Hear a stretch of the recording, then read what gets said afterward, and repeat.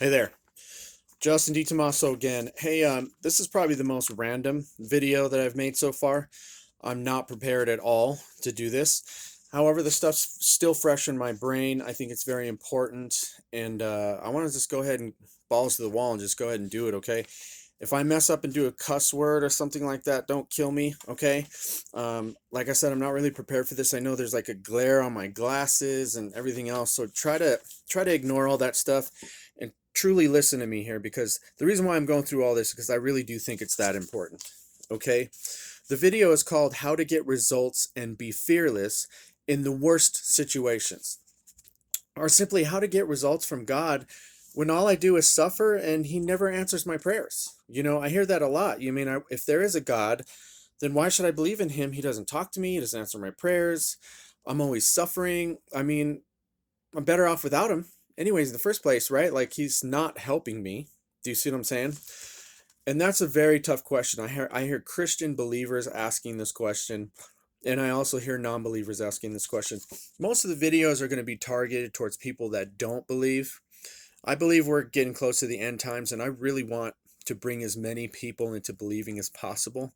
So mostly this is for you guys, but these videos can be learned from anybody, okay? I'm going to go straight to Genesis 37 to chapter 41. That's 4 chapters. I'm not going to read all that, okay? We don't have enough time. But I am telling you, this story starts in Genesis 37 and it goes to Genesis 41. It's the first book of the Bible, okay? It's a story about Joseph, okay? Um, Joseph, and just listen to me. This is going to make sense, because what I'm headed toward, the goal I'm headed towards here, is for you to understand why God doesn't answer our prayers, or why you may think he's not answering your prayers, or how do I even get results from him in the first place? Okay? There's a story of Joseph. Joseph was loved more by his father than his other brothers, so obviously he was his dad's favorite. And Joseph is the youngest, okay? So he dreams this dream where he's ruling over his brothers and even ruling over his father. And he is, like I said, he's the youngest son. And so the brothers hate him. He's dreaming this dream saying, I'm going to rule over you. I'm going to have dominion over you someday. And this is the baby brother telling everybody that. And they're like, screw you, pal. Do you know what I mean? You're not going to rule over me. I don't know what you're talking about. And he even mentions ruling over his own dad. Um, so they hate him. They hate him for this. Okay. And as they get older, he has more dreams. And you think he would stop once he was getting to go. But no, he has another dream and tells him again. And they even hate him even more. And, because the dad is loving, he's playing favorites with his youngest kid, Joseph. The brothers are just growing more and more hateful towards him. And actually, as they get older, they plot to kill him. Okay. They want to eliminate Joseph, basically. And so one of the brothers says to the other brothers, hey, let's not kill him. He is our flesh.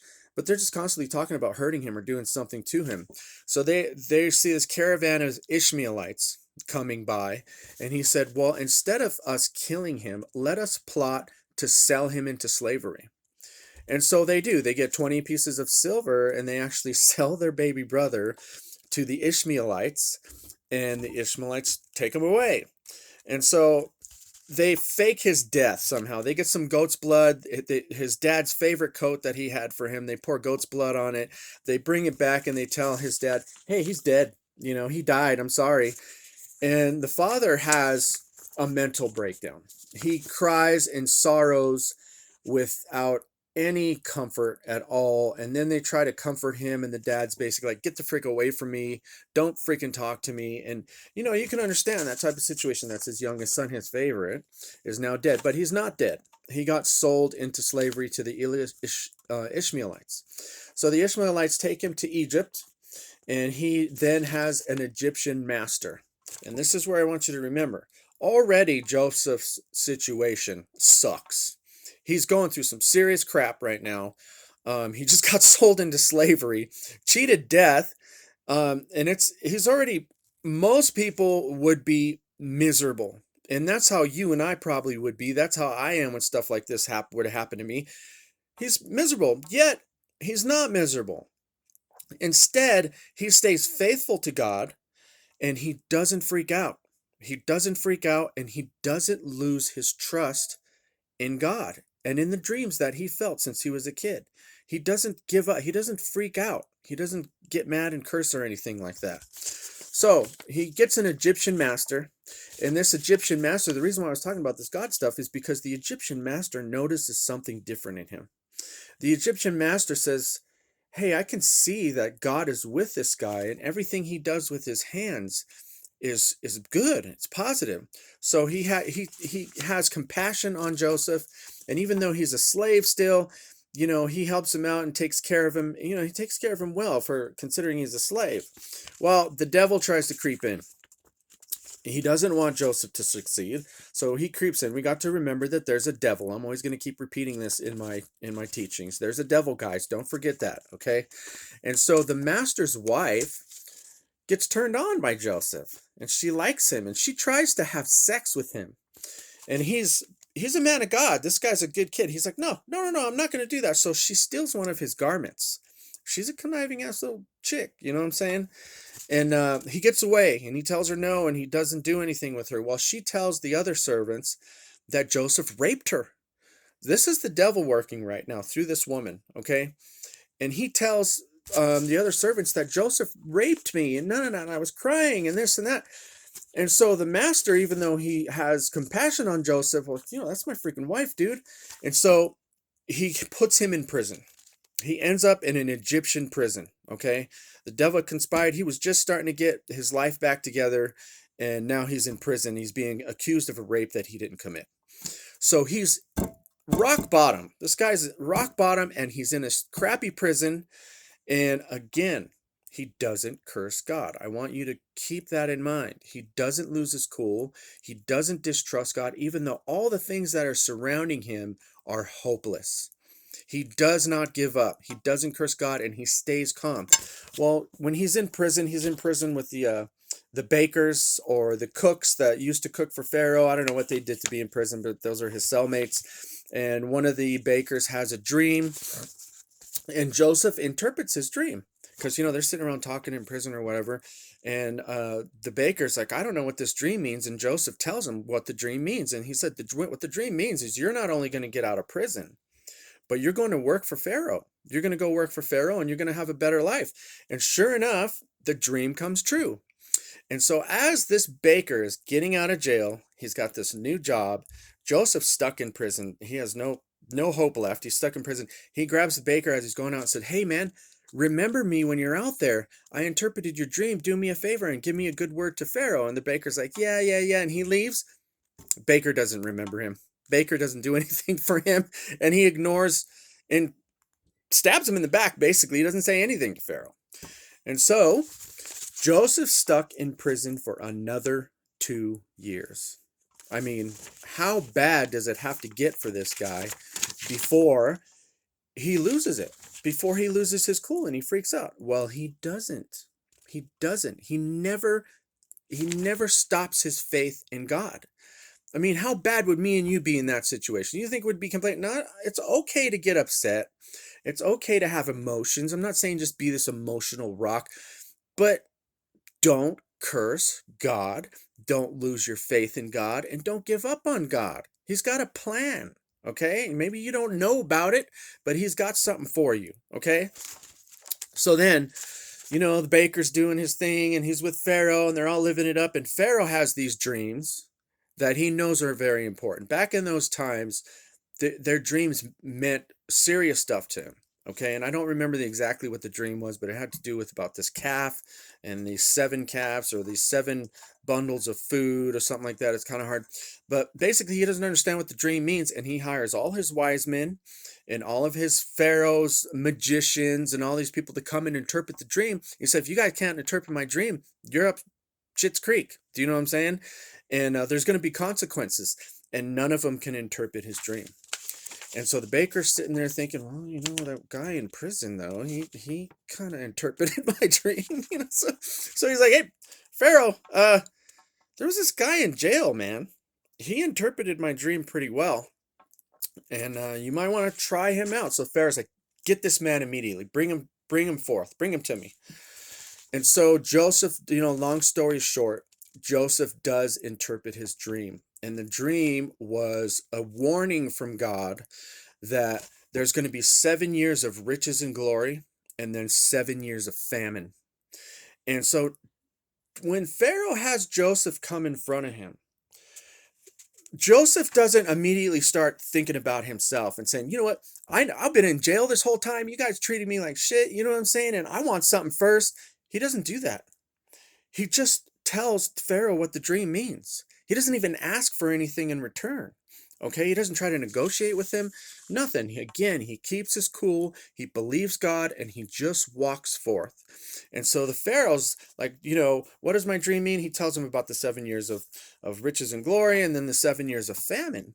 So not only does Joseph give him an interpretation for his dream without even asking for anything in return, he gives Pharaoh a solution.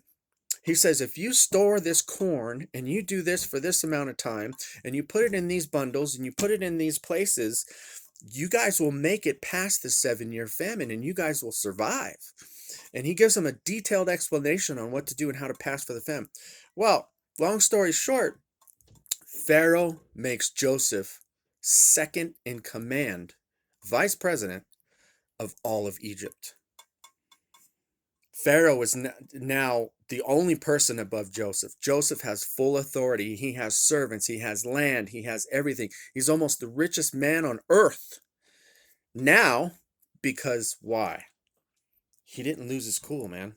He didn't curse God. He went through hell and high water to get to where he's at right now. But he not only didn't give up, but he didn't curse God the whole way. He's like, I don't care what I'm seeing around me. I don't care what's going on around me. God has a plan. I don't know what that plan is, but he has a plan. If he wouldn't have got hated by his brothers try to murder him. He gets sold into slavery. Even when he's in slavery, some chick tries to turn her back and conniving and tries to get him, and then he gets charged with something he doesn't do. He didn't even do the rape, and then he ends up in prison. Then he ends up in prison. They diss him in prison. All these horrible things. But every single one of those things had to happen first for him to be where he is now. And he's the vice president of Egypt. I don't know what second in command to Pharaoh, what the proper word is, but he's the richest man in the world now because he waited patiently and he took his time. My message to you guys is there's other stories like this. I mean, and I'm not going to go over the whole story of David, okay? But King David, he had a sexual attraction to Bathsheba, and he went and killed her husband, murdered this guy, so he could have Bathsheba to himself. And this is one of God's guys, one of God's men. King David is one of the biggest prophets in the Bible. And yes, he lost a son from it, and definitely he had recompense on that, but he still had God's blessing and riches and glory. Why did God still seek favor on him even though he did such a horrible thing? He killed this guy and committed adultery. Why would God bless him still? Because David always immediately put God first. He always dropped down on his hands and knees and he repented immediately. He said he was sorry and he always put God first. He never turned his back on God. And so even in the midst of all that, God still blessed him. And his son, King Solomon, was the richest man in the world as well. So we're not perfect. We don't deserve help. We're not good, but if we keep our cool, we don't freak out, stop throwing tantrums, stop cursing God for God's sakes, he will bless you. Just be patient. I'm not saying go lay down and don't do anything. I'm not saying go lay down and pray about it and lay in your bed all day and wait for God to do something for you. No, that's not what I'm saying. Keep doing what you're doing. If you're sick, go to the doctor. Okay? If you've got a mental health issue and you're on meds, that's okay. If you think those meds are helping you, that's fine. Don't stop doing what you're doing. But don't lose your faith in God. Curse a lot less. Stop freaking out. Stop distrusting and just go with the flow. Walk forth boldly. knowing that God is going to take you to a great place, and he has a plan for every single one of us. The only scripture, I mean, you can read Genesis 37 through 42, the story about King David and Bathsheba, I believe is 2 Samuel. If you guys want to go back and read that on your own, it's pretty crazy, those stories. The only scripture I'm going to give is Philippians 4:6. Philippians 4:6, okay? Be anxious for nothing, but in everything pray and supplication, letting your requests be known unto God with thanksgiving. Now I'm going to read that again. Be anxious for nothing. Be fearful for nothing. That word nothing is the Greek word meidin, which means nothing, no one, not at all, nothing, never. So he's basically saying, be anxious for nothing.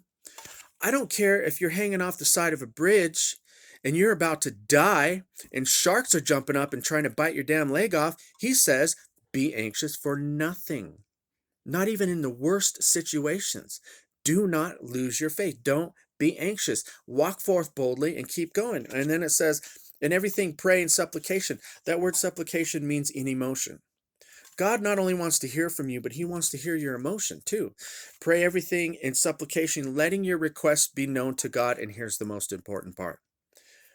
Unto God with thanksgiving.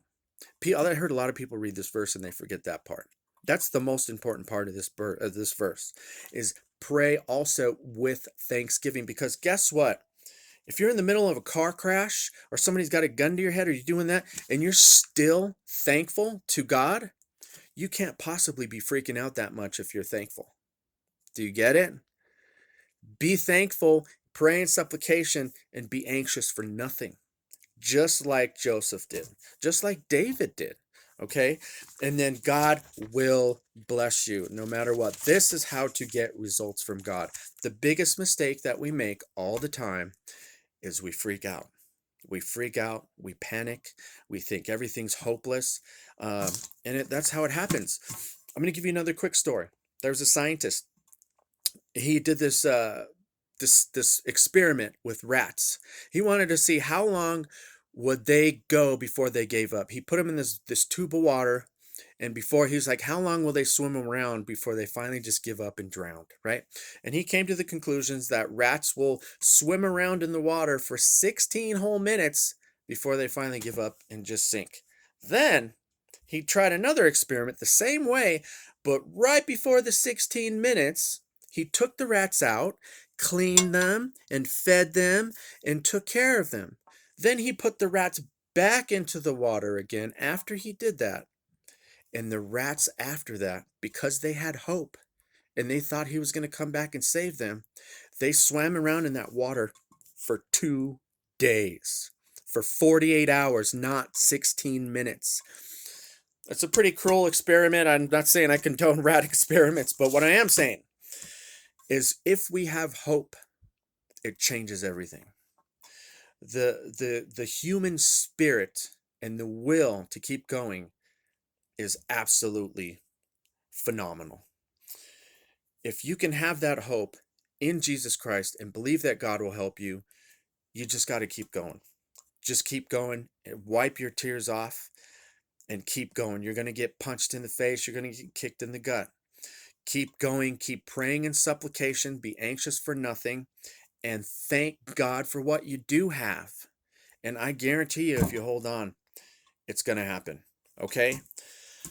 I think that's all I had to say this time. I love you, and I hope that helps you out. I am, as always, you guys, if you know me and you have questions, I have a lot of information about the end times and prophecy and all these things. I've been studying like crazy.